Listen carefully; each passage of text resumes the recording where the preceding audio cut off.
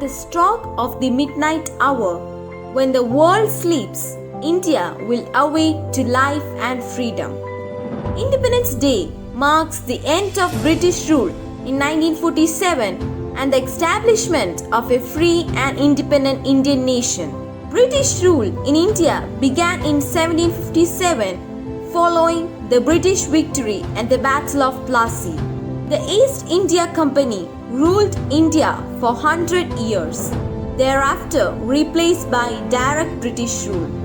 The initial rebellion of 1857 was sparked when soldiers serving the British East India Company and Indian kingdoms rebelled against the British.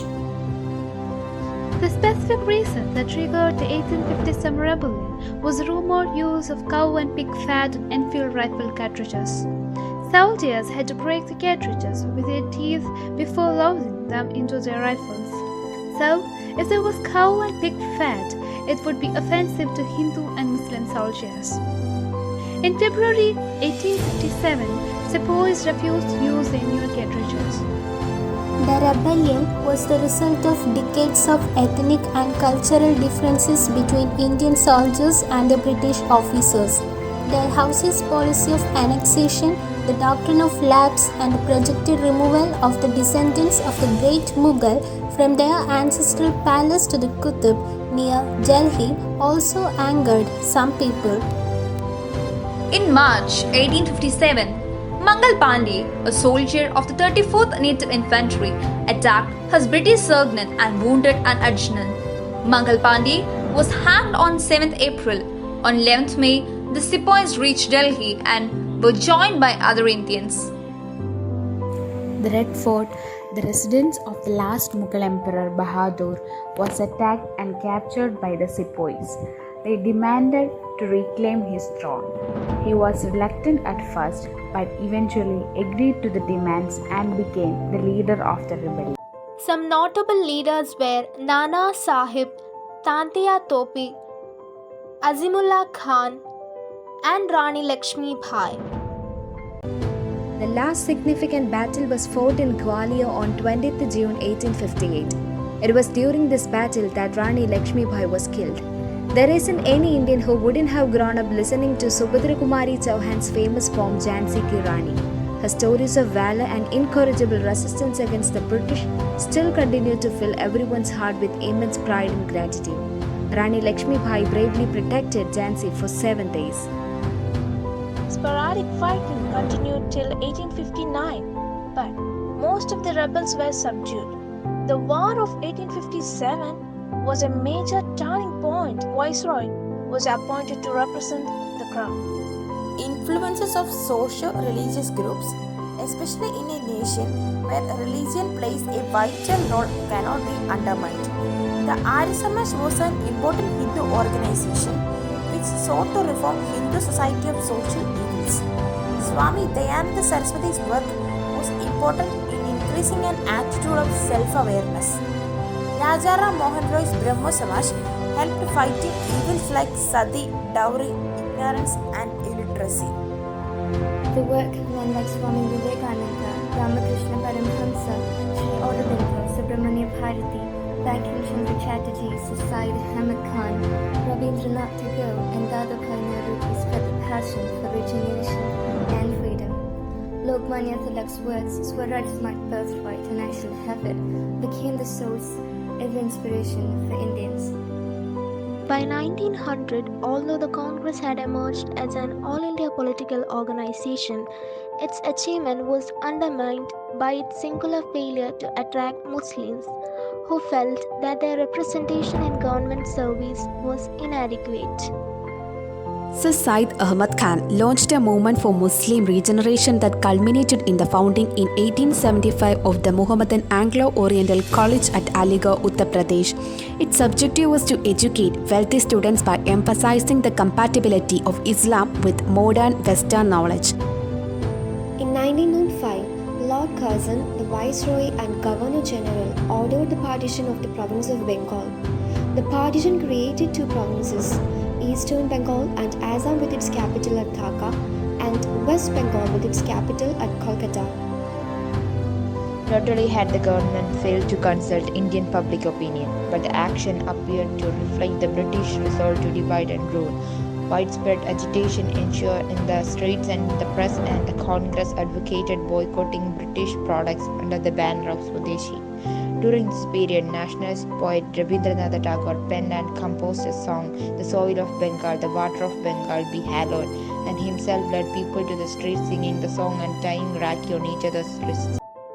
Possibly one of the factors that brought the independence movement to the masses was the entry of Mohandas Karamchand Gandhi in Indian politics in 1915. Gandhi's vision would soon bring the population of millions into the movement. He led the Champaran and Kheda Satyagraha. India contributed massively to the British war effort by providing men and resources for World War I. The Indian government and the princes sent large supplies of food, money, and ammunition, but the war escalated human suffering in India.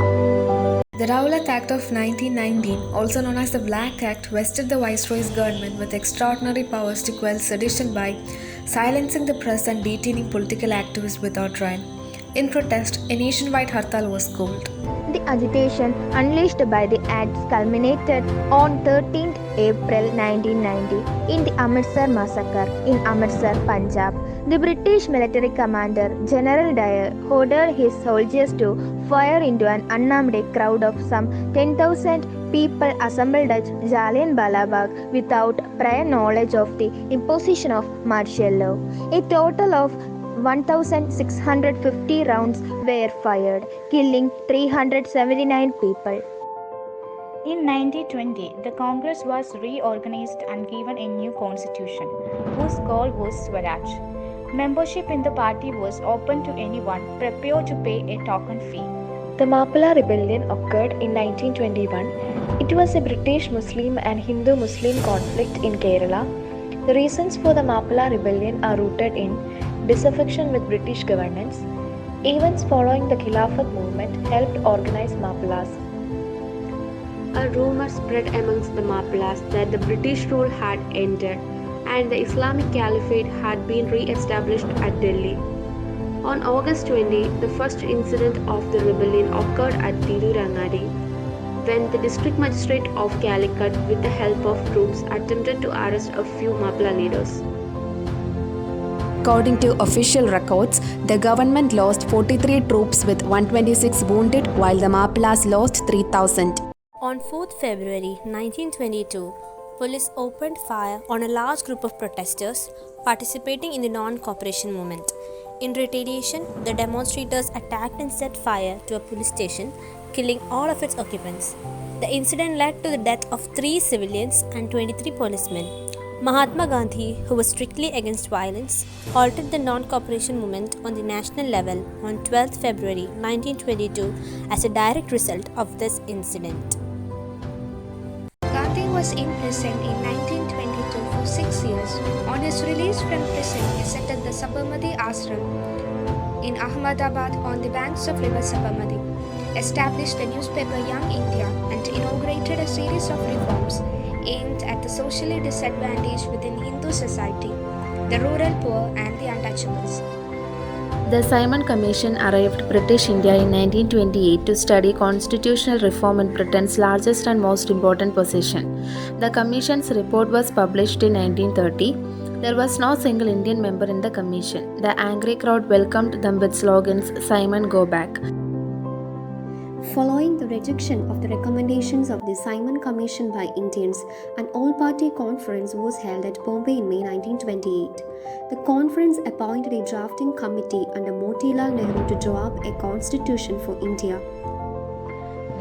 The Calcutta section of Indian National Congress asked the British government to accord dominion status to India by December 1929. Or a countrywide civil disobedience movement will be launched.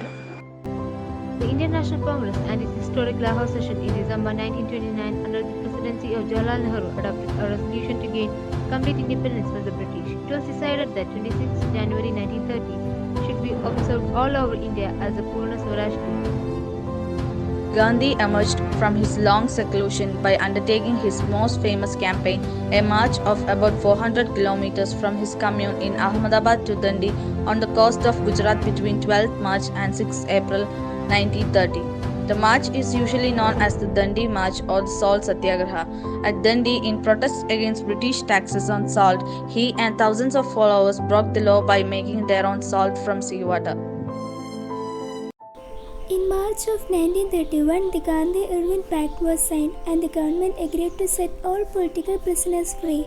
In return, Gandhi agreed to discontinue the civil disobedience movement. The conference ended in failure. Gandhi returned to India and decided to resume the civil disobedience movement. Lord Lilithgow declared India's entrance into World War II without consulting provincial governments. In protest, the Congress asked all of its elected representatives to resign from the government. Jinnah persuaded to demand the division of India into two separate sovereign states. In August 1942, Gandhi started the Quit India movement and decided to launch a mass civil disobedience movement, Do or Die, called to force the British to leave India. The movement was followed by large-scale violence. All the prominent leaders were arrested, the Congress was banned, and the police and the army were brought out to suppress the movement. On 3rd June 1947, Viscount Lord Louis Mountbatten, the British Governor-General of India, announced the partitioning of the British Indian Empire into secular India and a Muslim Pakistan. At midnight, on 15th August 1947, India became an independent nation. Lord Mountbatten, India's last viceroy, released a plan on the country's independence from the British on June 3, 1947. The plan, also known as the Mountbatten Plan, came to be celebrated as the last plan for independence. Mountbatten was appointed Viceroy to India to speed up the process of transfer of power by the British Prime Minister Clement Attlee. Prime Minister Nehru and Deputy Prime Minister Sardar Vallabhbhai Patel invited Lord Mountbatten to continue as Governor-General of India. He was replaced in June 1948 by Chakravarti Rajagopalachari. Patel took on the responsibility of unifying 565 princely states. The Constituent Assembly completed the work of drafting the Constitution on 26 November 1949. On 26 January 1950, the Republic of India was officially proclaimed. It took almost 2 years, 11 months and 18 days to draft the Constitution. Dr. Rajendra Prasad became the first President of India. Today, let us take some time to value our nation and never forget the sacrifices thousands laid down their life so that our country breathed this day. May the spirit of freedom continue guiding us to success and glory.